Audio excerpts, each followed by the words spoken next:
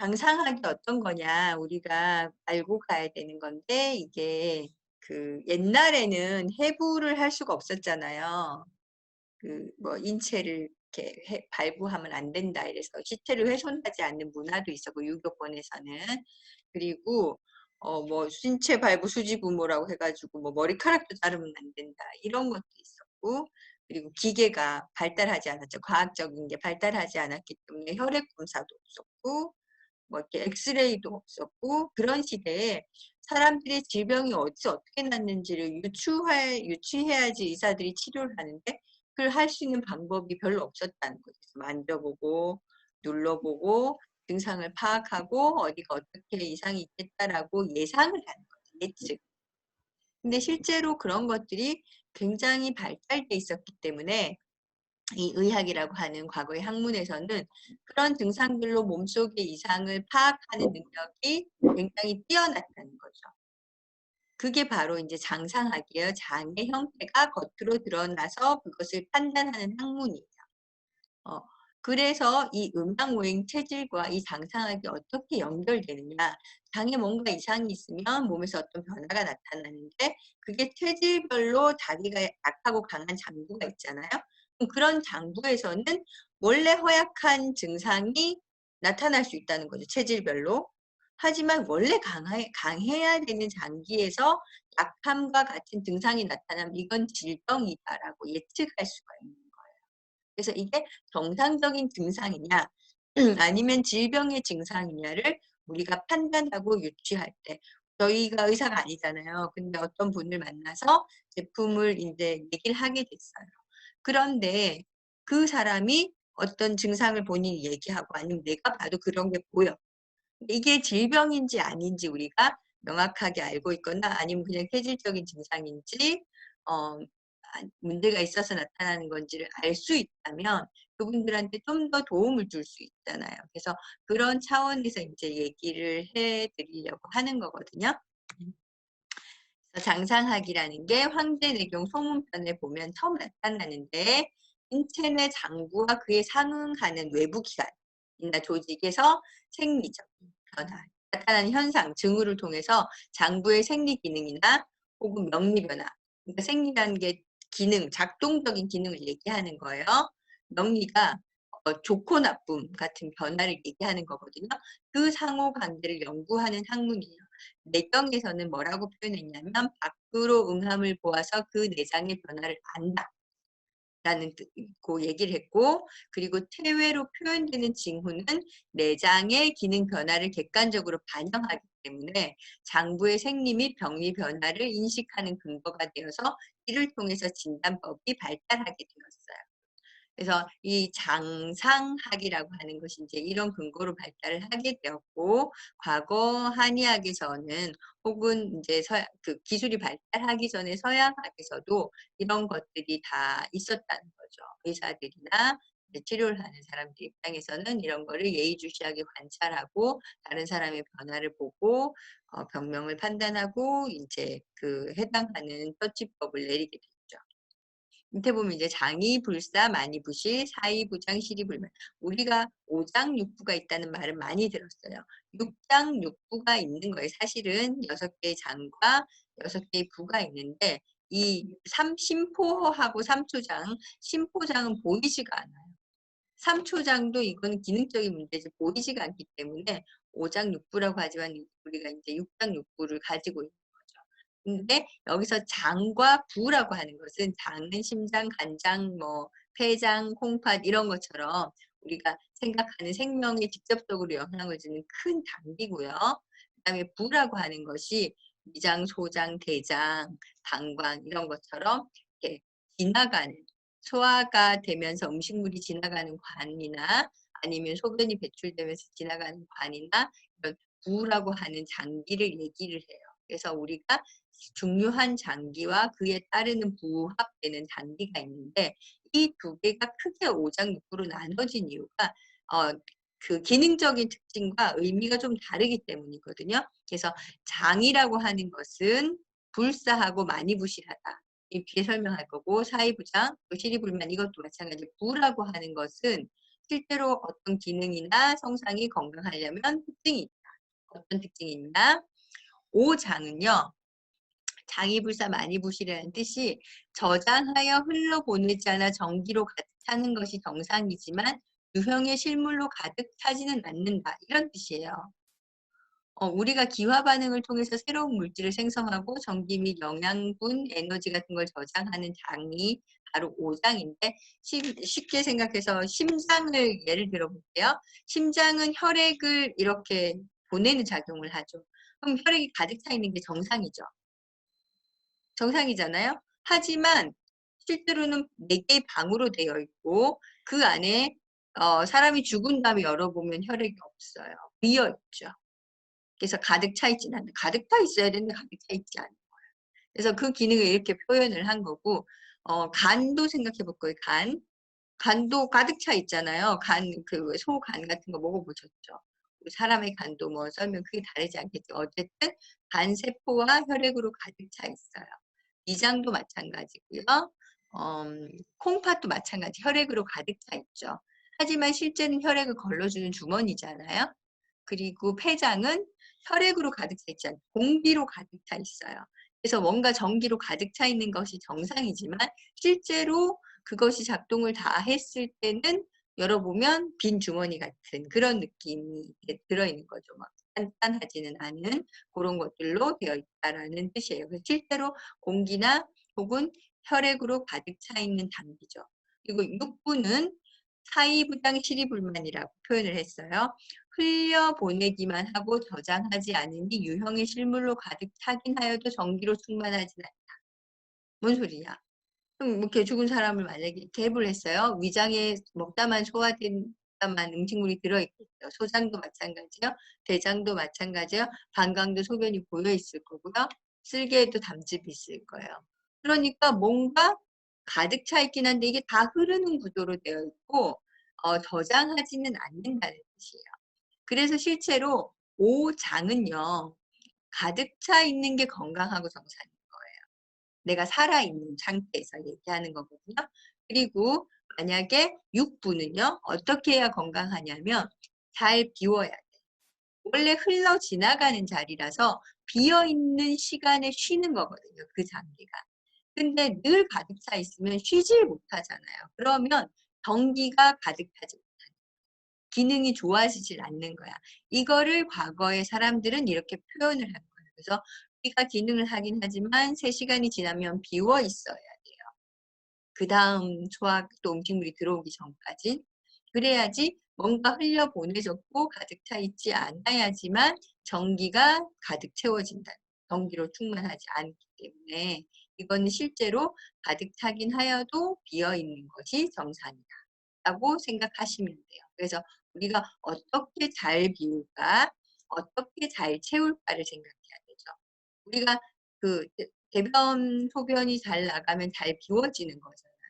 그러면 이 잘 비워진다고 하는 거에 해당하는 장기는 어떻게 하면 비울까를 생각하면 건강해지는 거고요.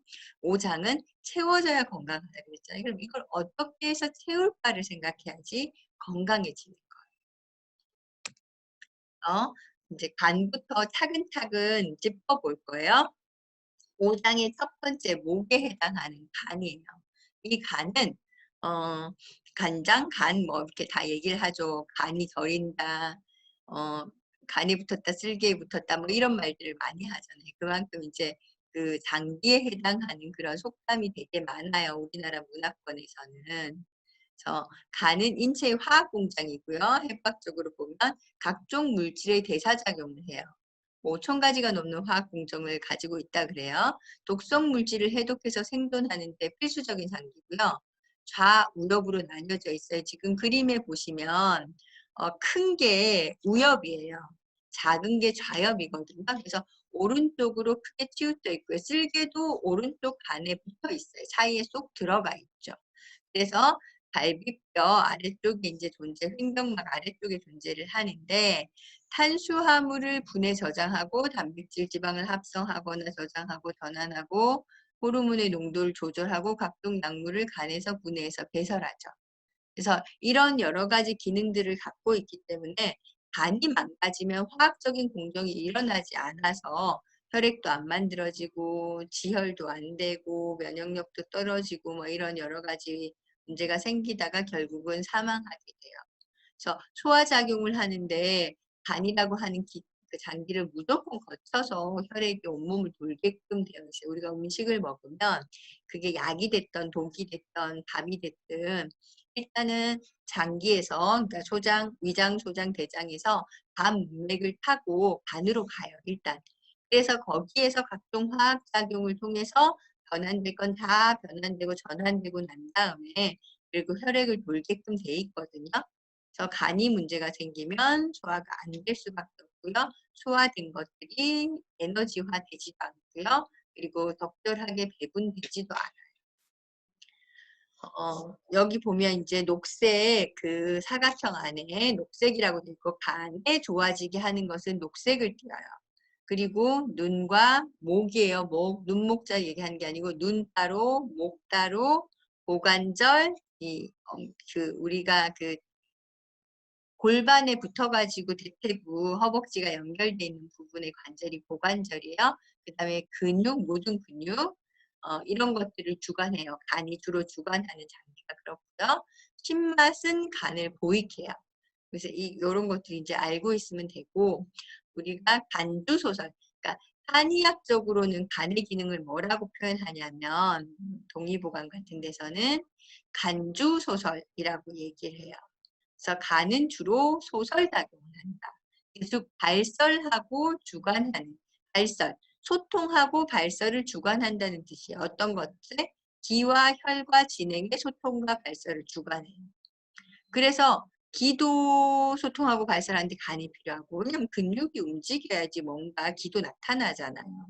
그리고 혈도 소통과 발설을 주관하고 혈액이 만들어지려면 간에서 합성을 해줘야 돼요. 진액도 마찬가지예요. 이런 것들이 소통하고 움직이게 하는데 간이 주관을 하는 거죠. 상승 운동을 주관하고 부드러움을 추구하고요. 울결됨을 싫어하여 기의 승강 출입이 잘하게 조절을 하죠. 이위의 소화 기능을 촉진해요. 그래서 정지를 소통 창달한다. 이게 심리적인 거예요. 편안한 마음 상태를 소통 창달해요. 간이 좋으면요. 마음 상태가 굉장히 평화롭고요. 사고가 지혜로워요. 그래서 간 기능이 좋은 사람들은 크게 분노하지 않고 이렇게 격정적인 감정을 잘 안 겪어요.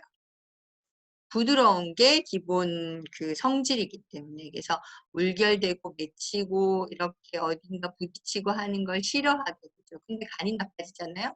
굉장히 쉽게 분노하고 괜히 싸우려고 덤비고 하는 것들이 되게 강해져요. 왜냐하면 이 정지, 마음을 평온하게 하는 기능이 상실됐기 때문에 그렇거든요. 그래서 툭툭 너무 화를 잘 내고 사소한 일에 계속 불만을 토로하고 그러면 간이 나빠졌다 생각하면 돼요. 같이 사는 분이 혹시나 그런 증상을 보이면 아 저분이 간이 지금 힘들구나 피곤하구나 나빠지고 있구나 라고 생각을 하면 되고요. 아이들조차도 마찬가지예요. 왜 사춘기에 예민해질까요? 사춘기에 되게 예민하고 날카로워지고 쉽게 분노하고 하는 경우가 많이 있는데 너무 많은 물질 에너지가 필요하기 때문에 그래요. 자라는데 혹은 호르몬이 변환하는데 실제로 너무 많은 에너지가 쓰이는데 아이들이 먹는 게 뻔하잖아요. 더 많은 에너지를 필요로 하는데 더 많은 영양소를 공급해 줘야 되는데 그냥 밥만 많이 먹거나 군것질만 많이 하거나 피자, 치킨, 햄버거, 라면 이런 것만 많이 먹게 된다면 그 안에 간을 좋아지게 하는 영양 성분이 없잖아요. 그러니까 날카로워지고 거칠어지고 쉽게 분노하고 하게 되는 거예요. 아이들이 사소한 거에 화를 내고 그런 그 아이들 키워보셨다면 아니 앞으로 키울 생각 키워 나가겠죠.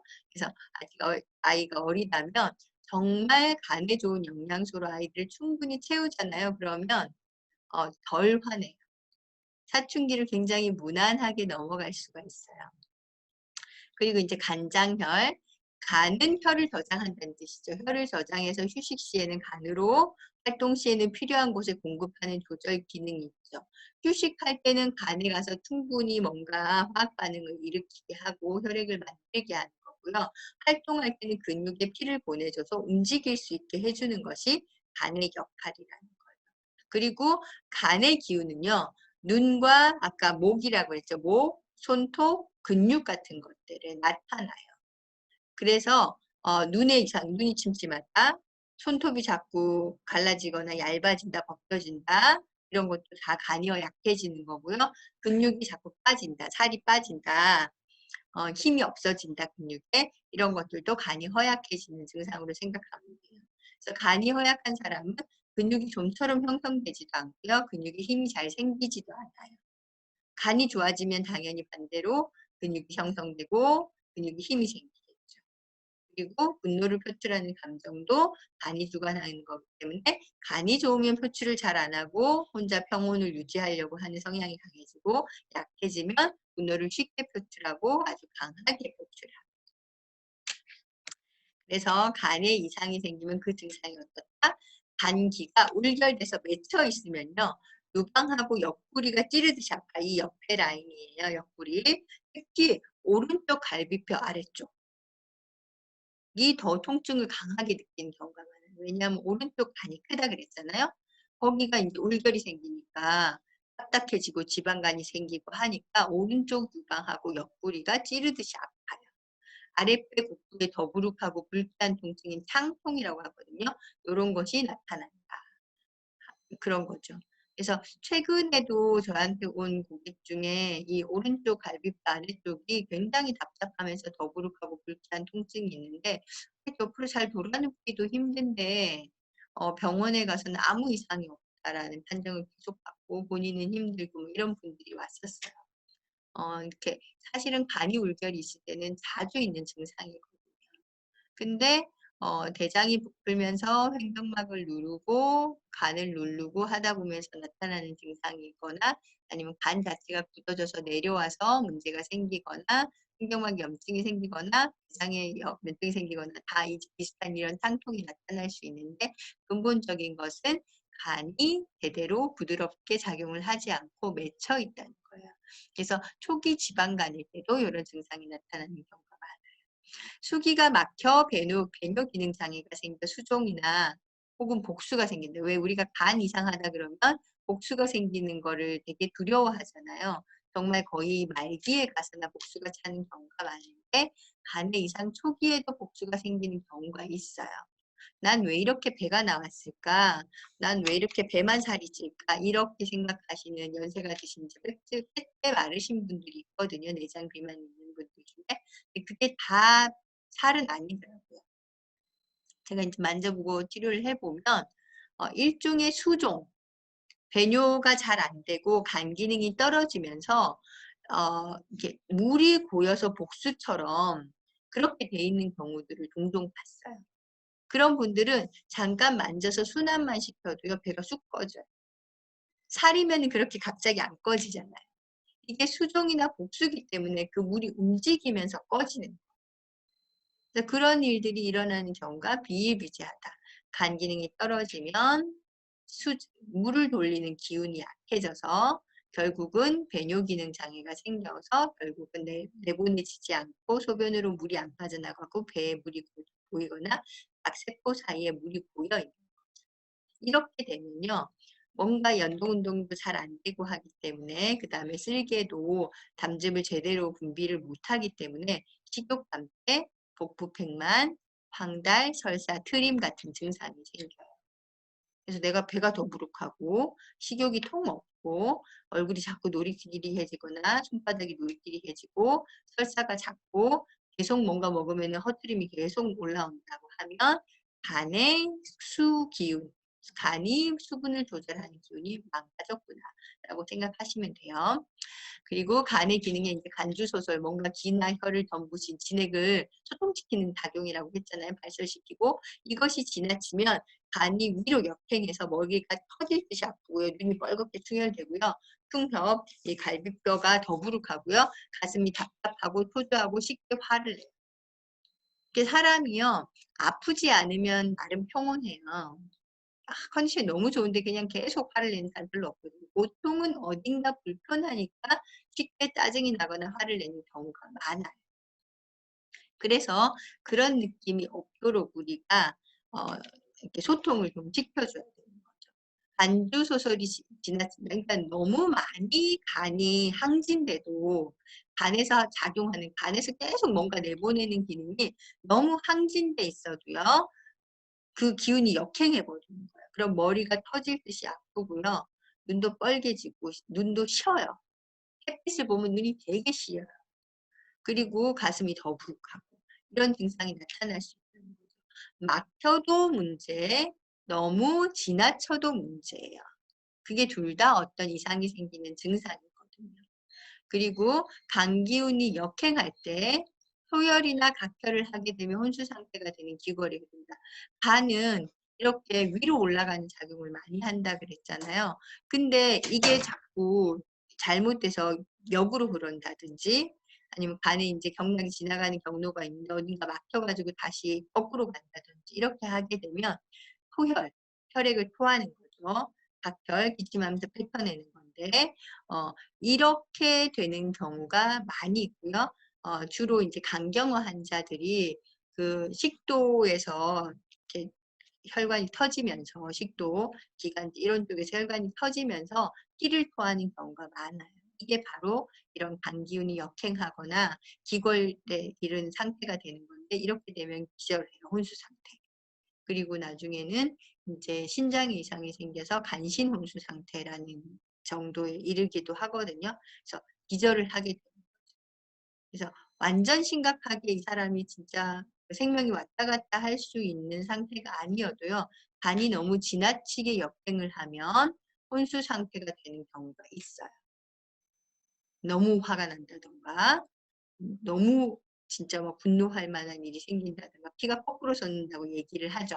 그래서 그런 상태가 됐을 때 혼수 상태가 되는 경우들이 이런 바로 간의 기운이 역행하는 경우에서 나타나는 거예요. 간의 기운은 눈, 그다음에 각종 근육에서 발산되기 때문에 눈이 침침하면 간 기능도 떨어진 거고요. 눈이 부시면 간 기능이 항진된 거고요. 근육이 잘 생기면 간이 크거나 잘 생긴 거고, 간경화 같은 간병이 생기면요, 근육이 잘 생성되지 않고 허벅지 등 대근육도 삐삐 마르게 돼요. 그래서 다리가 가늘어지고 손님 중에 이렇게 자꾸 술 마시고 몸이 안 좋은데 무리하게 운동하고 뭐 잘 식사도 못하고 하는 분이 있었어요. 얼마나 허벅지가 삐삐 마른지 남자분인데 여자인 저보다 허벅지가 더 가는 거예요. 그래서 제가 운동하라고 술 그만 드시고 그리고 골프만 치시지 말고 PT를 해라. 그리고 골프 끝나고 나면 꼭 마사지를 받아라. 뭐 이런 처방을 해준 분이 있는데 나중에는 좋아지셔서 오셨어요. 그래서 지금도 아프면 이제 가끔 찾아오시는데 그렇게 꼭 필요한 운동, 그다음에 진짜 먹지 말아야 하는 것들을 자꾸 이제 줄여 나가야 되죠. 그래서 우리가 술을 마시면 보통 간이 나빠진다라고 먼저 얘기를 하고 생각을 하는데 사실은 담배가 훨씬 더 간을 나쁘고 해요. 그래서 술과 담배를 둘 다 했을 경우는 정말 간이 나빠져요. 간부터 나빠져요. 그래서 장수하실 수 있는 경우가 없어요. 담배만 피시면서 장수하는 경우는 봤어요. 그리고 술을 즐기시는데도 건강하게 장수하는 분도 봤어요. 한데 이 두 개를 같이 하고 건강하고 장수하는 분은요, 한 번도 보지 못했어요. 그러니까 간을 이렇게 계속 스트레이트로 양쪽으로 때리면 안 돼요. 간이 정말 중요하기 때문에 잘 보존하셔야 되고 나쁜 것들을, 화학적으로 이상이 생길 수 있는 것들을 한꺼번에 집어넣지 않게 노력하셔야 되거든요. 그래서 한약과 양약을 동시에 쓰지 말라는 거예요. 한약을 쓰면서 양약을 쓰면 이 화학물질도 제거해야 되고 이 화학물질도 제거해야 되거든요. 하나는 천연에서 나온 거고 하나는 인공에서 나온 거지만 어쨌든 그 두 개가 만나면 간이 너무 피곤해요. 근데 뉴트릴라이트는요, 둘 다 같이 해도 상관없어요. 문제가 없는 그런 기본적인 약물이다. 고혈압, 고지혈, 뭐 당뇨약 꾸준히 드셔오신 분들 있잖아요. 근데 도저히 줄이지 못하겠고 빼지는 못하겠고 쪼끔씩 줄여가면서 보조식품의 도움을 받아서 좀 건강해지고 싶다고 한다면 같이 해도 상관없어요. 그리고 한약을 드시는 분 중에 그러면 비타민을 먹지 말아야 돼 이런 질문하는 경우가 있는데 아니요. 같이 드셔도 상관없어요. 이거는 천연이고 한약이 가지고 있는 천연 성분과 크게 유해가 되는 경우가 없어요. 그래서 간을 피곤하게 하는 성분이 아니고 소화시켜서 에너지만 높여주는 거기 때문에 크게 문제가 없어요. 기본 용량 안에서 먹는다면 저도 같이 많이 먹어보고요. 많은 분들에게 이렇게 권해봤는데 크게 문제가 없었어요. 디톡스 하시는 분들 중에서도요. 한약을 계속 드시면서 하시는 경우도 있었고 양약을 계속 드시면서 하시는 경우도 있었는데 식품을 다 처방해서 동시에 들어가도요. 별 문제가 없어요. 하지만 양약과 한약을 같이 섞었을 때는 문제가 생기는 경우를 많이 봤어요. 그러니까 그런 것도 유의하시면서 만나시면 좋을 것 같고요. 그 다음에 이제 심장, 화의 기능이죠. 심장, 염통이라고도 하는데 산소를 우리 몸이 세포가 모두 다 먹고 살아요. 세포는 살아있는 거기 때문에 산소를 필요로 해요. 근데 그 산소를 누가 갖다 주냐는 거죠. 혈액이 갖다 주죠. 이 혈액은 심장에서 펌프질을 통해서 전신에 공급이 돼요. 물론 심장의 기능만 가지고 가진 않아요. 혈관의 힘도 있고 그다음에 혈액의 응징 능력, 서로 붙는 능력 이런 것들 때문에 혈액이 흐르게 되는데 굉장히 빠른 속도로 흐르죠. 굉장히. 실제로 만약에 이 적혈구의 크기로 생각해서 이걸 자동차 크기라고 생각하고 혈액이 지나가는 속도를 보면요. 시속 200km 정도 된다고 얘기를 할 정도로 그렇게 빨리 지나가거든요. 근데 이 심장은 다혈신경의 지배를 받아서 인체를 생존시키고 그 생존을 위해서 이제 산소를 머금기가 전신에 공급하는 기능을 하죠. 4개의 방으로 이루어져서 자심실, 자심방, 무심실, 무심방 이렇게 4개의 방으로 이루어져서 마음 심자 보세요. 그러면은 점 하나, 큰 거 하나, 작은 거 2개 이렇게. 이게 4개의 방으로 이루어져 있다는 뜻이에요. 한자가 왜 이렇게 상형자잖아요. 심장의 형상을 보고 이거를 마음 심자를 만든 거예요. 심장 심자를. 그래서 4개의 방으로 이루어져 있다는 뜻이에요. 하루 9,000리터의 피를 돌리고요. 25회나 쉬지 않고 뛴대요. 근데 이렇게 계속될 수 있는 이유는 5대 1로 일하며 쉬는 가로무늬근과 민무늬근의 특성을 둘 다 갖고 있기 때문에 지치지 않고 계속 일을 할 수가 있는 거죠. 밤에 잠잘 때는 조금 더 천천히 뛰고 조금 더 길게 쉬겠죠. 낮에 일할 때는 어, 5번, 그러니까 말하자면 5초 뛰면 1초 쉰다. 이런 느낌이에요. 좀 더 빨리 뛰니까 이제 더 짧게 쉬고 일하고 쉬고 일하고 하죠. 그래서 이 5대 1의 휴식 비율을 가지는 게 되게 중요해요. 우리가 50분 공부했다면 10분 쉬고 50분 일했다면 10분 쉬고 이렇게 하면 계속 지속적으로 일을 할 수 있다는 거예요. 그래서 우리가 심장이 하는 것처럼 우리 몸을 잘 조절하는 데 굉장히 도움이 되는 원리를 이 심장조차도 가지고 있어요. 그리고 이제 적색을 가진 것이 쓴맛을 띤 것이 심장을 건강하게 하고요. 얼굴, 상완은 위쪽 발뚝을 얘기하는 거예요. 그래서 어깨에서부터 팔꿈치까지가 상완이에요. 그리고 팔꿈치에서부터 손목까지가 하완이거든요. 그래서 상완에 해당하고 그 다음에 혀나 피를 두관해요. 그래서 혀의 형태나 혀의 이상이 생기면 심장 이상이 생긴다 생각하면 되고요. 피도 혈액의 상태도 심장에 영향을 많이 받죠. 그래서 우리가 이런 걸 알고 이제 문제가 생기는 어떤 부분에서 음, 그 이게 심장의 이상을 예측할 수가 있는 거죠. 이건 당상하니까. 그래서 심주혈맥. 심장은 혈맥을 주관하는 거예요. 혈액을 추동하고 이제 보낸다는 뜻이에요. 이게 박동을 통해서 보낸다는 뜻. 혈맥으로 전신에 영양분을 공급하죠. 피는 영양도 있고 산소도 가지고 있잖아요. 그래서 이거를 영양은 간에서 합성하고 비장에서 합성하고 한 것들을 가지고 내보내는 거죠. 그리고 그 산소는 폐에서 이렇게 얹죠. 혈액이 폐로 일단 가니까 심장에서 그리고 폐에서 산소를 얹은 게 전신에 공급이 되는 거죠. 이런 기능들을 혈액이 심장이 하게 되고요. 심주신지는 심장은 정신과 지식을 주관한다는 뜻이에요. 이게 의식을 주관한다는 뜻이죠. 그래서 한의학에서는 인체 5상에 5개의 신이 산대요. 그래서 이 5개의 신이라고 하는 것이 조금 다른 의식 활동을 얘기해요. 그래서 심장이 신을 가지고 있어. 주관이 되는, 정신세계 가장 주관이 되는 게 가지고 있어서 결국은 마음이 주관하는 대로 행동한다는 거예요. 사람은 내가 생각하고 사고하고 바라고 원하고 걱정하고 뭐 이런 쪽으로 하는 게 아니고요. 자기가 마음이 하고 싶은 대로, 그러니까 마음이 땡기는 대로 결국은 행동하게 된다는 거죠. 신이 주관하는 대로. 내가 오늘 이 과제를 해야 되는데 내가 진심 너무 놀고 싶어요. 그러면 오늘도 논다는 거예요. 대부분의 사람들이. 물론 굳은 의지를 가지고 할 일부터 하는 사람도 있어요. 어렸을 때부터 그게 된다면 굉장히 성취 심리가 강한 아이겠죠. 근데 우리는 학습을 통해서 혹은 훈련을 통해서 습관을 바꾸는 것만이 심장이 마음대로 하려고 하는 것을 어느 정도 제어할 수가 있는 그런 그 성공 인자를 가지게 된다.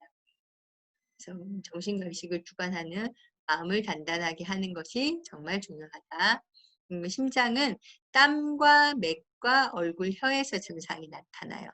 땀을 줄줄 흘린다. 아니면 땀이 나지 않는다. 심장이 너무 기운이 약해도 땀을 안 흘려요. 그리고 맥박이 잘 안 뛰어요. 약간 애기맥인데 이런 얘기 하잖아요. 심장이 약한 거고요. 얼굴이 뭐 벌겋다. 뭐 이런 그 열이 찬다. 이런 것도 이제 그 심장에 열이 찬 것들의 표현이기도 하고 특히 손바닥 같은 데서 이제 많이 나타나는데 그런 것들 보면서 알 수 있고 혀에 입병 자주 나시는 분들이 있죠. 아니면 혀가 마르고 침이 까끌까끌하고 거칠고 뭐 이런 경우도 있잖아요. 이게 다 심장하고 연관이 돼 있고요.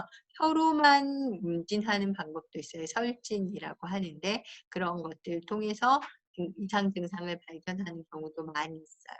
그리고 심장은 이 5개의 감정 중에서 기쁨, 희를 표현을 해요.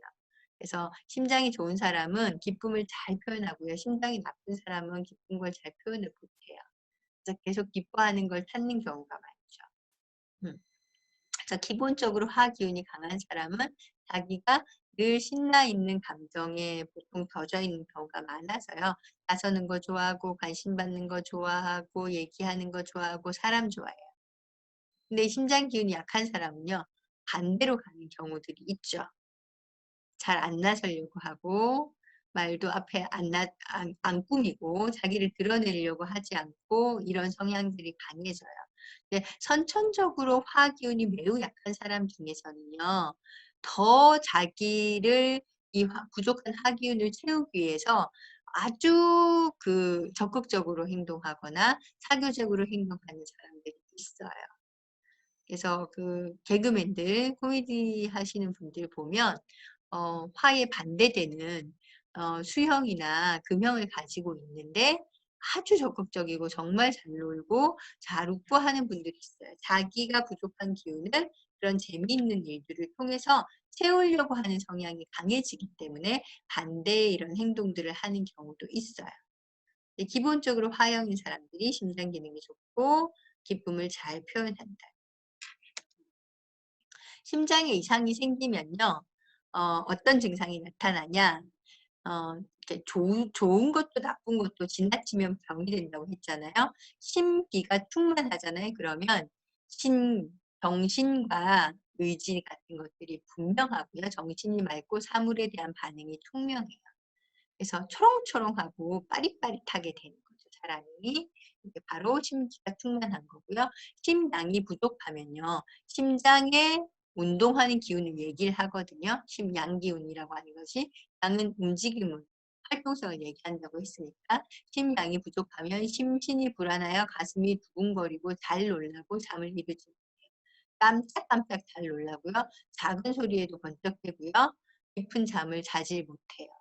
심양이 부족하기 때문에 심장이 충분히 천천히 강하게 뛰어줘야 돼요. 잠을 자려면 깊은 잠이 들려면 아까 왜 5를 일하면 1을 쉰다 그랬잖아요.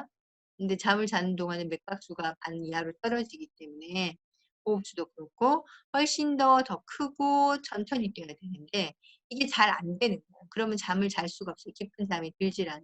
렘 수면에 들어가지 않기 때문에 늘 불안하고 그리고 자면서 천천히 느려져야 되는 심장이 계속 빨리 뛰니까 두근거린다고 느끼고 행동하거나 얘기하려고 할 때도 먼저 두근거리고 그렇게 돼요. 그래서 그런 것들이 바로 심양이 부족한 거고, 심음이 부족한 것은 심장이 스스로 보익하면서 혈액을 튼튼하게 가지고 있고 근육이 심장 근육이 튼튼하고 이런 걸 얘기를 하는 건데, 이건 역시도 부족하잖아요. 그러면 불면증이나 건망증이 생겨요. 그래서 심음이 부족한 친구들이 젊은데도요 자꾸 까먹고요, 멍해지고 자기 물건 잊어먹고 잊어버린지도 모르고 그렇게 돼요. 그래서 요즘 젊은 친구들 코로나 때문에 집에 갇혀 있고 낮에 활동 안 하고 심양을 키우질 못했죠. 심장이 활동을 잘 안 하죠. 운동도 잘 안 하고 하니까. 그래서 아이들조차도 이 심양 부족과 심음 부족 현상이 자주 나타나요. 심각한 일이에요. 그래서 심양이 항성이 되면 조울증이 생기고요. 심혈이 부족하면 심화가 위로 치솟아서 막 욕을 하거나 이상하게 되는 경우가 많아요. 심양 부족하면 조울증, 심양 항성, 지나치게 한쪽으로 치우치는 걸 얘기하는 건데, 정신탁란, 그 다음에 막 옷을 벗어 성질 내면서 화를 내면서 술 마시면 막 옷 벗어, 이런 것들이 광증이 생겨요. 이게 너무 지나치게 술을 먹거나 아니면 커피 너무 많이 마시거나 심장 쪽으로 강화시키는 일을 너무 많이 하거나 말을 너무 많이 하거나 이래도 이런 쪽으로 갈 수 있어요. 나는 지금 얘기하고 싶은 기분이 아닌데 계속 말을 시키잖아요. 그러면 심장의 양기를 끌어올려 가지고 얘기를 해야 되거든요. 왜냐하면 혀가 심장에서 주관되는 거라고 했잖아요. 혀를 계속 움직이는 것도 심장이 되게 피곤한 일이거든요. 근데 이것을 계속하게 되면 이렇게 심장이 항성되는 증상이 생기기도 한다는 거예요. 그래서 뭐 이렇게 지나치게 재미있게 표현해야 되는 개그맨들 같은 경우에 공황장애 같은 거나 조울증을 겪는 경우가 많아요. 자신의 감정과 상관없이 이걸 직업으로 하다 보면 너무 많은 양기를 소모하기 때문에 그렇거든요. 그래서 계속 이렇게 항진이 되는 거죠.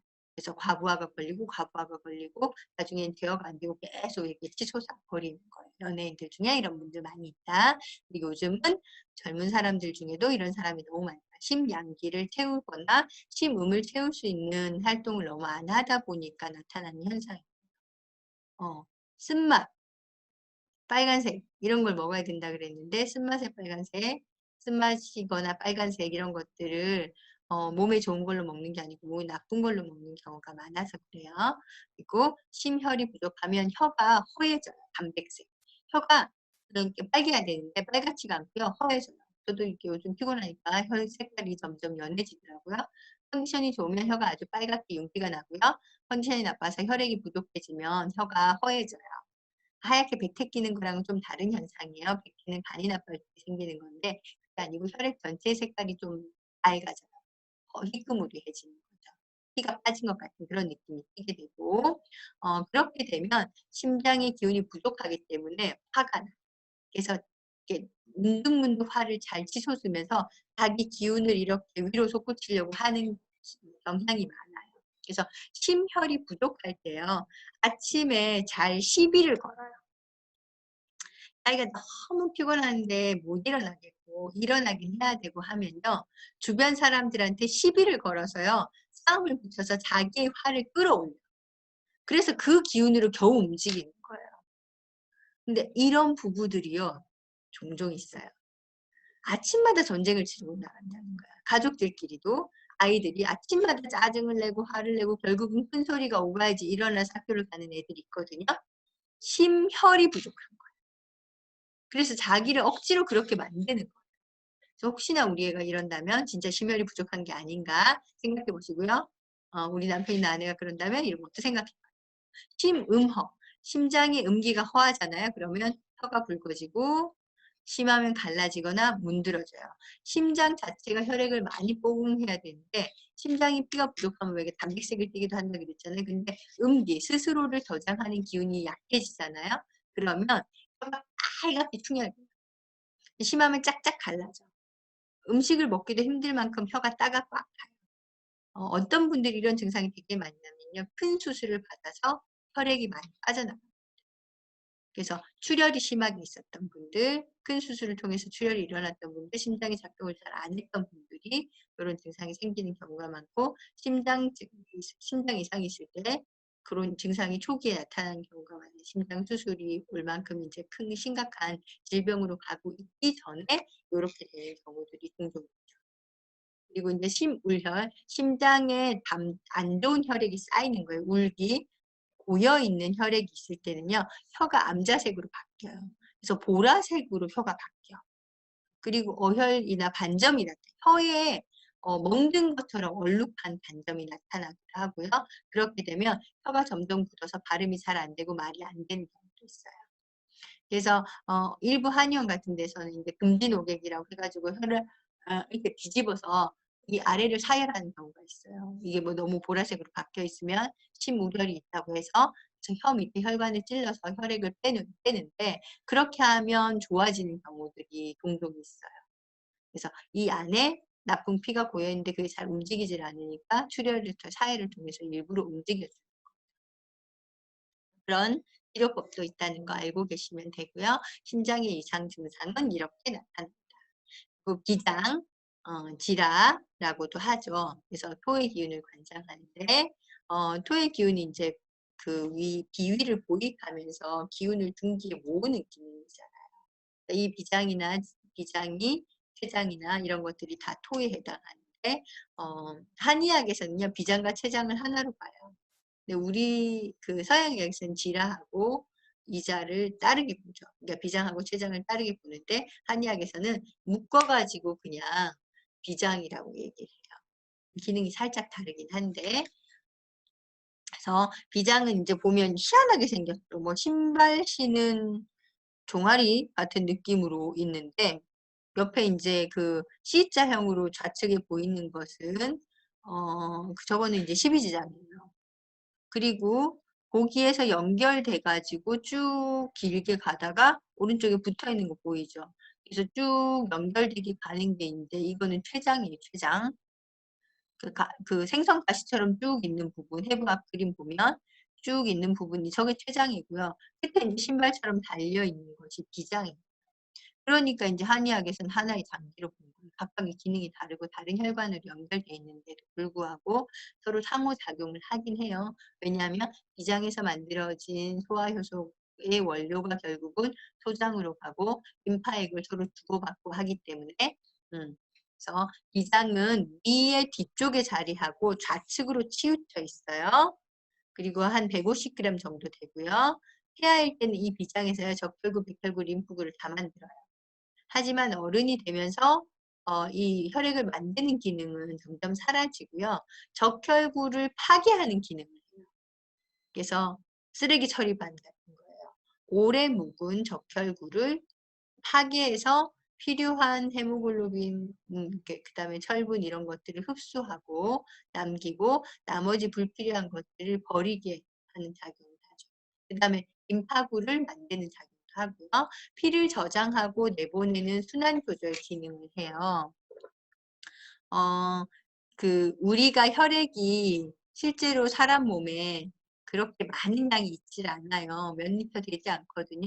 인체의 뭐 65% 70%가 수분이라고 하고 수분의 대부분은 사실 림프액으로 존재하고요. 그 빨간 피 혈관에 있는 그 빨간 피는요.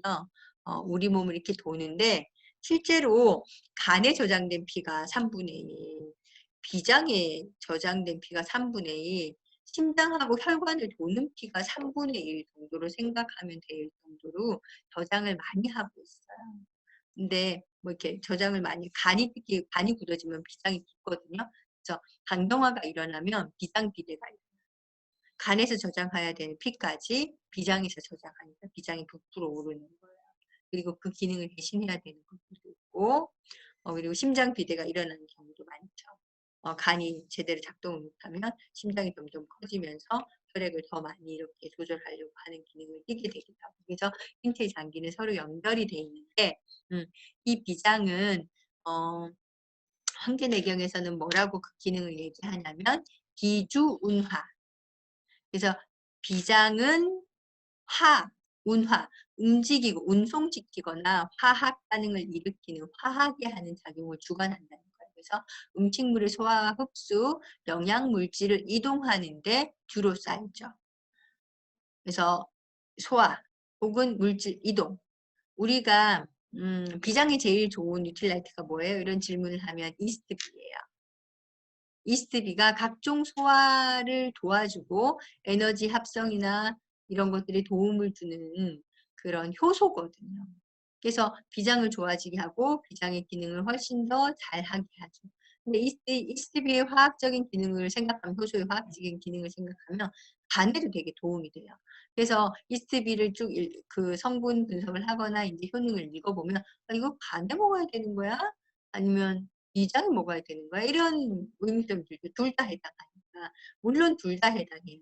근데 그 비장 먹어보면요. 이스비를 고소한 단맛이 나요. 이거는 벌꿀에서 1년 동안 숙성시킨 효모기 때문에 그렇거든요. 그래서 기본적으로는 비장에 들어가는 거고요. 이 비장을 좋아지게 해서 간에도 도움이 된다라고 생각을 하면 돼요. 그래서 우리가 왜 비형간염 같은 거를 갖고 계신 분들이 있어요. 그 비형간염이 간의 문제긴 한데 실제로는 비장에서 임파구를 제대로 만들지 못하고 적절히 파괴해야 되는 혈액을 제거하지 못해서 일어나는 그 간의 간염 증상이거든요. 그래서 이스비를 굉장히 오랫동안 꾸준히 장복하신 분 중에 비형 간염 복균이 없어지거나 혹은 아주 약하게 돼서 그냥 이제 내재된 인자로 바뀌는 경우를 많이 봤어요. 그래서 정말 중요한 그런 그 기능을 하는 이 비장을 보호할 수 있는 그런 솔루션이 우리가 갖고 있다는 걸 알고 계시면 좋고요. 기주통혈, 비장은 주로 혈액을 통과시키는, 소통하도록 하고 억제하는 기능을 해주죠. 동맥 안에서 혈액의 순환과 통과를 억제. 왜냐하면 저장한다 그랬잖아요. 남는 피를 저장하고 넘치면 혈액을 파괴하고 이런 기능을 하니까 우리가 피가 넘치는데 피를 뽑을 수는 없잖아요. 물론 사회를 하거나 아니면 헌혈을 할 수도 있어요. 피가 너무 넘친다면, 혈기가 너무 넘친다면 그런 것도 물론 도움이 되고요. 실제로 우리 내부에서 하는 기능은 비장이 이게 너무 넘치거나 적어지지 않도록 조절을 하는 기능을 하는 것, 혈액이 도는 것들을. 그다음에 기주승청, 비장의 주 기운 중에서 이제 승청, 수곡 정미를 전환시켜서 위로 올려주는 작용을 하는데요. 이 수곡 정미를 전환시킨다는 것이 뭐냐면, 그러니까 영양분을 우리가 뽑아서 이거를 에너지 화학 반응을 일으켜서 좋은 기운은 올리고, 그러니까 기운이 필요할 때는 밥 먹은 걸 소화시켜서 에너지로 만들어줘야 되잖아요. 그러니까 그 기운을 한다는 뜻이거든요. 그래서 수곡 정리는 이것을 에너지로 전환시키는 기능을 바로 비장이 하고 이것을 기로 위로 올려서 기운이 나게끔 해주는 거. 우리가 배고플 때 이렇게 기운이 없다가 밥 먹으면 반짝하잖아요. 몸도 따뜻해지고 힘도 확 나고 이게 바로 비장이 하는 기운을 얘기를 하는 거예요. 그 다음에 비기가 이제 상승하지 못하면 어떻게 되냐면 비장의 기운이 올바로 상승을 해야지 에너지가 위로 올라오는데 그게 되지 않으면요. 복부는 팽만하고요.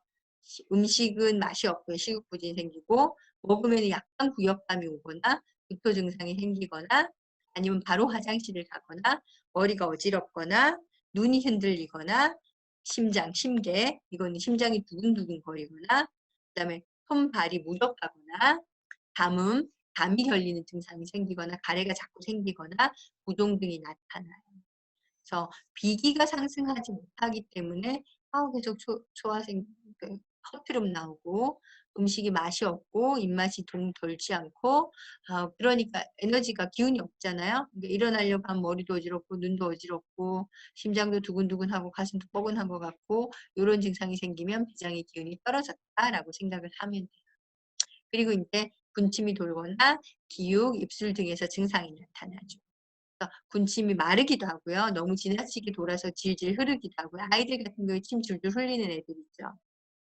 비장의 기운이 너무 왕성해서 줄줄 흘리는 경우도 있고요. 너무 부족해서 자다가 이렇게 침이 말랐다가 나중에 한꺼번에 흐르는 경우도 있어요. 그리고 기육, 살집을 얘기해요. 근육 말고 살집, 통통하게 이렇게 오르는 살집을 얘기하는 건데 비장의 기운이 좋으면 통통하고 기육이 오르고요. 비장이 허약하면 도대체 살집이 없어요. 그래서 빼빼 마르신 분들, 정말 살찌우기 힘들다고 하는 그 빼빼 마르신 분들은 이 비장의 기운이 되게 허약해요. 그래서 살을 찌우는 게 빼는 것보다 더 어렵다고 말씀드린 거예요. 왜냐하면 비장의 기운은 선천적인 원기에 해당하는데 이것이 타고나기를 허약하다 그러면 웬만큼 다 도와지게 하지 않으면 도와지지가 않거든요. 그래서 살찌게 하는 것이 더 어렵다. 하지만 정말 좋아지게 한다면 근본적으로 문제가 해결되는 거라서 이분들은 훨씬 더 나아질 수 있는 거죠. 예, 그런데 도움이 되는 게 뭐라고요? 이스비. 꿀도 좋고요. 효모도 좋은데 이것을 동시에 섭취할 수가 있는데 꿀에서 1년 동안 발효시킨 이스트비는 비장을 도와주게 하는 아주 근본적인 좋은 자연치유법이 되는 거죠. 그리고 입에서 증상이 나타나는데 입술이 도톰한 사람 비장의 기운이 크고 좋다고 생각하시면 돼요. 크고 도톰하고 윤기가 나고 식감이 좋은 사람들은 비장의 기운이 좋구나. 입술이 얇고 입술이 잘 갈라지고 마르고 잘 못 먹고 식욕 없는 사람 비장의 기운이 허약하구나. 이렇게 생각하면 되고요. 생각이 많은 생각 특히 단기적인 돈 생각을 많이 하는 게 비장의 기운이에요. 그래서 비장이 좋은 사람은 계산이 빨라요. 아주 계산이 빨라요. 먹은 욕심, 식탐도 많지만요. 계산이 아주 빨라요. 그래서 그런 간단한 생각들을 되게 많이 해요. 이 비장의 기운이 좋은 사람이. 그래서 즉각적으로 2등이 될 만한 일인가 아니면 문제가 손을 볼 만한 일인가 이런 것들이 굉장히 따지기 좋아하고 그리고 동계산도 철저해서요. 이렇게 우리가 거래를 할 때 그분들 계산 딱딱 해주고 빨리 계산하기를 원하는 경우가 많아요. 근데 이제 상대적으로 계산이 빠르기 때문에 돈을 안 내놓고 꼭 쥐고 계산 잘 안 하려고 하는 사람도 있다는 거, 이 비장이 강한 사람 중에 그렇게 알고 계시면 돼요. 지금 이제 11시거든요. 오늘 제가 이 5장에 대해서 하는 내용은 되게 내용도 방대하고 증상도 많고 예로 들 것도 되게 많아요. 그래서 한 주에 안 끝날 것 같다고 생각했는데 진짜 안 끝나네. 어떡할까요? 계속 이어서 할까요? 아니면 다음 시간에 폐장하고 신당을 또 할까요? 어떻게 생각하세요? 다들 바쁘시니까. 다음 시간에 이어서. 다음 시간에 할까요? 해요. 다음 시간에 이어서 할까요? 네, 다음 시간에 이어서. 네. 제가 또 안 끝날 것 같다는 생각을 했거든요. 근데 진짜 안 끝나네? 왜냐면 용어도 낯설고요. 이게 한의학 용어로 돼 있잖아요. 뭐 비주운하, 비주통렬, 뭐 승평, 뭐 이거 다 익숙하지 않은데 이런 것들도 이해가 잘 안 되는데 이제 내용도 되게 방대해요. 그리고 이것들을 계속 보면 머릿속으로 생각이 딴 데로 가. 내가 이런 증상이 있었는데 여기도 마찬가지예요. 비장에서도 여기 보면 부종이 나와요. 비장에 문제가 생기면 부종이 생겨요. 간의 문제에서도 아까 부종이 생겼죠. 그러면은 어디에 문제라는 거야? 내가 잘 붓는데 간이 안 좋은 거야? 비장이 안 좋은 거야? 이런 질문을 하잖아요. 붓는 부위에 따라서 달라요. 그러니까 이런 질문들이 되게 필요해요. 지금 이 시간의 공부에는요. 그래서 복부 위주로 이렇게 꿀렁꿀렁 하듯이 붓는 건지 허벅지가 붓는 건지 아까 왜 심장은 상완이라 그랬잖아요. 상완. 심장이 바는 구역이 그래서 위쪽 팔뚝만 두꺼워지는 사람은 심장이 아니에요. 위쪽 팔뚝만 두꺼워지는 사람. 그리고 하완. 아래쪽 팔뚝이 빼쩍 마른 사람 있어요. 그럼 폐가 약한 거야. 그럼 복부만 부어. 그러면 간이 안 좋은 거죠. 허벅지만 부어. 다리통만 띵띵 부어. 그러면은 비장이 안 돼요. 뭐 이렇게 부위별로도 달라지고요. 증상별로도 달라져요. 그래서 안 좋다는 것과 질병이 있는 것은 다르다고 얘기를 했어요. 질병이 의심이 가는 것은 원래 좋아야 하는 장기가 확실히 안 좋은 징후가 있을 때 질병으로 의심할 수 있는 거예요. 이 사람 체질에 따라서. 그래서 우리가 이제 이어서 배울 체질 공부하고 이 모든 것들을 다시 결합시키고 분해시키는 작용을 해야 돼요. 내 머릿속에 막 복잡한 게 돌아가겠죠. 그래서 제가 이제 잠깐만요. 정지하고 제가 이제 문진을 하면서 상담을 해보면 어떤 증상을 보고 이 사람은 병원에 갔다 오세요 이렇게 얘기하는 경우도 있고요. 이분은 이제 이렇게 나쁜 거니까 이렇게 관리하면 된다라고 얘기하는 사람이 있습니다. 자기가 되게 안 좋다는 얘기만 들은 경우는 그럼 병원부터 갔다 와야 되는 거 아니에요? 당장 검사해 봐야 되는 거 아니에요? 이런 질문들을 해요. 그러면 진짜 안 좋다고 생각되는 경우는 제가 병원을 못 느끼게 하지만 이거는 지금 나빠지고 있는 증상의 일부 과정이니까 이렇게 디톡스를 진행하시거나 제가 안내하는 대로 하면 좋아진다는 거죠. 좋아질만 하다고 싶으면 중간 과정이라고 생각하면 제가 이렇게 안내를 해주는 거예요. 그래서 정말 지금 초대했는데 못 들어오신 분들에도 아이들을 2명을, 아이가 아니죠. 어른이죠. 벌써 성인이 훨씬 넘은 아이들 2명을 데리고 오셨어요. 근데 한 친구는 체격이 너무 건장한데 운동을 하나도 못하고 있는 불면증이 너무 심하고, 한 친구는 너무 체력이 약한데 정신적인 문제까지 이제 조금씩 이렇게 우울증이 겹치면서 활동을 전혀 못하고 있는 그런 상태였어요. 근데 그분들이 상담을 받고 운동하면 해결된다. 운동부터 시작해라. 물론 살을 빼고 몸을 건강하게 하는 것도 꼭 해야 되는 거지만 일단은 운동부터 시작하라고 계속 얘기를 했어요. 그랬더니 운동을 시작했더니 잠자는 게 훨씬 나아지더라고요. 바로 즉각적으로. 근데 너무 오랫동안 운동을 안 했던 거예요. 이 친구가. 그냥 살살 걷는 정도만 했는데 내가 더 강하게 운동해라. 더 강하게 운동할 수 있는 체질이다. 그게 필요하다. 이렇게 얘기를 해줬더니 그렇게 실천을 했고 좋아지고 있고 그리고 한 친구는 이제 허약하고 왜 허약한지 하지만 근본적으로는 문제가 없고 그리고 어떤 음식을 먹어야 되는지 알려줬더니 그것만 조정했는데도 에너지가 좋아지면서 다시 공부를 하고 집중을 할 수 있는 힘이 생긴 거예요. 그래서 우리가 근본적인 문제에 대한 어드밴스를 할 수 있다면 이 사람들이 좋아지게 하는 그런 시간들을 확 앞당길 수 있는 거죠.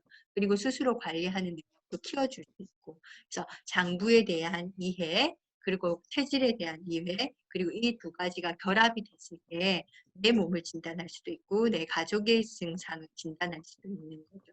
이거 병원에 가야 되는 거예요? 어떤 병원에 가야 돼요? 아니면 뭘 하면 돼요? 이런 질문들을 저는 계속 받잖아요. 계속 받아오잖아요.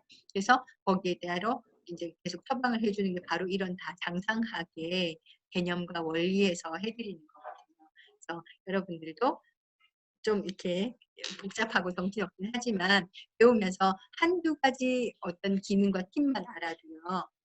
생각보다 삶에서 문제가 많이 해결돼요. 그래서 계속 뭐 트름을 한다거나 아니면 뭐 살짝 구역질이 나는데 이게 어떻게 해서 이런 증상이 생겼거나 이런 것들을 알아볼 수 있으면 되게 좋죠. 오늘 여기까지 공부하고 다음 시간에 또 이어서 나머지 또 공부하고 계속 이어서 하도록 하겠습니다. 다음 시간에 또 만나고요. 질문 있는 분들 네. 질문